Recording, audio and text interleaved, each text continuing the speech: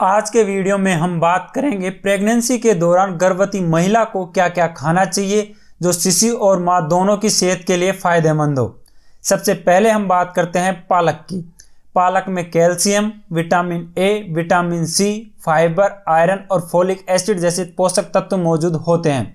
गर्भावस्था के दौरान और जन्म के बाद शिशु में एनीमिया नामक बीमारी एक चिंता का विषय होता है। आयरन बच्चे की लाल रक्त कोशिकाओं के विकास को भी प्रोत्साहित करता है, साथ ही एनीमिया से भी बचाता है। इसलिए पालक में आयरन की मात्रा अधिक होने के कारण अपने भोजन में इसे आपको शामिल करना चाहिए। सेकंड पॉइंट आता है गाजर। गर्भवती महिला को विटामिन ए की आवश्यकता होती है क्योंकि यह आपके बच्चे की त्वचा, आंख, दांत और हड्डियों के विकास में मदद करता है। इसलिए आप विटामिन ए पर कंजूसी नहीं करना चाहेंगे, इसलिए गाजर एक शानदार स्रोत है। गाजर में उच्च फाइबर सामग्री होती है जो गर्भवती महिला की आंतों को सक्रिय रखती है, साथ ही कब्ज को भी कम करने का कार्य करती है।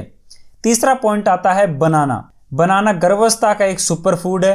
केले में उच्च स्तर का पोटेशियम होता है जो गर्भावस्था में आपकी उस थकान से लड़ता है जो दोपहर तक आपको एहसास होने लग जाती है।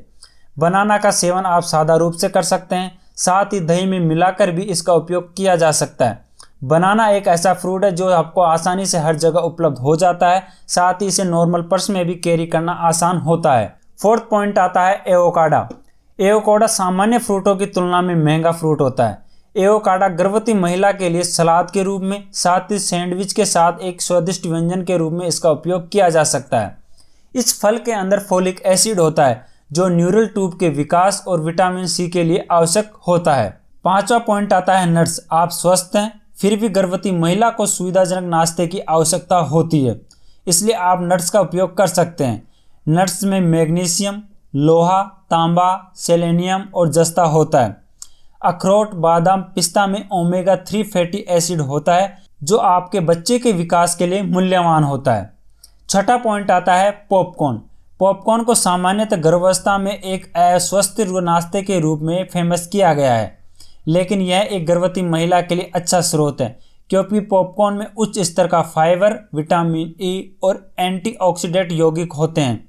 ये पोषक तत्व आपके शिशु की कोशिका झिल्ली को मजबूत बनाने का कार्य करते हैं, इसलिए आपको पॉपकॉर्न का सेवन करना चाहिए। हालांकि अत्यधिक मात्रा में नमक और मक्खन आपकी स्वास्थ्य के लिए हानिकारक हो सकता है, इसलिए इस दौरान जो भी खाएं उसका आपको विशेष ध्यान रखना चाहिए।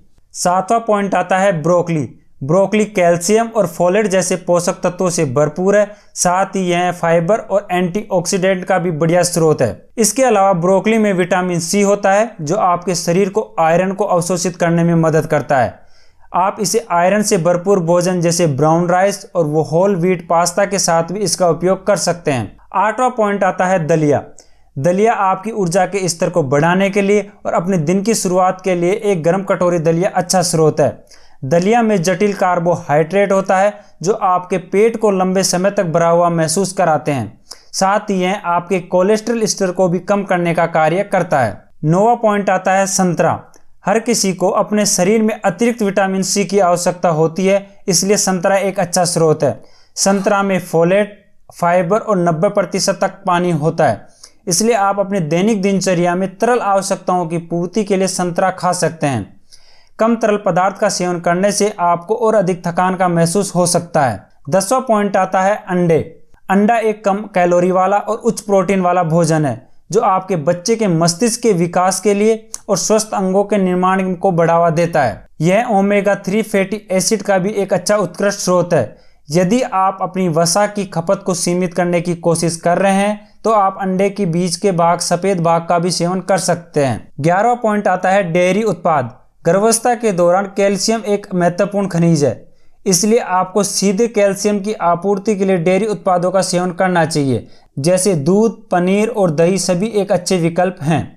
12वां पॉइंट आता है मछली। आपने गर्भावस्था के बारे में आम मिथिक सुना होगा कि आप गर्भावस्था के दौरान समुद्री भोजन का सेवन नहीं कर सकते।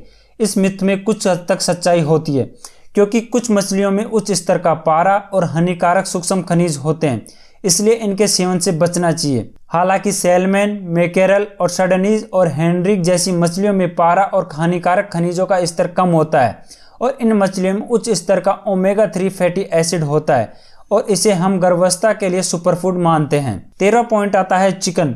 चिकन और लीन प्रोटीन के अन्य स्रोत बच्चे के विकास के लिए महत्वपूर्ण होते हैं। गर्भावस्था महिला को उच्च स्तर के प्रोटीन की आवश्यकता होती है और दुबला मांस उच्च स्तर के वसा के बिना प्रोटीन का उच्च गुणवत्ता वाला स्रोत प्रदान करता है, इसलिए इन चीज़ों का आपको सेवन करना चाहिए। ये थी गर्भावस्था के दौरान आपको किन किन फ्रूट्स और किन किन चीज़ों का सेवन करना चाहिए।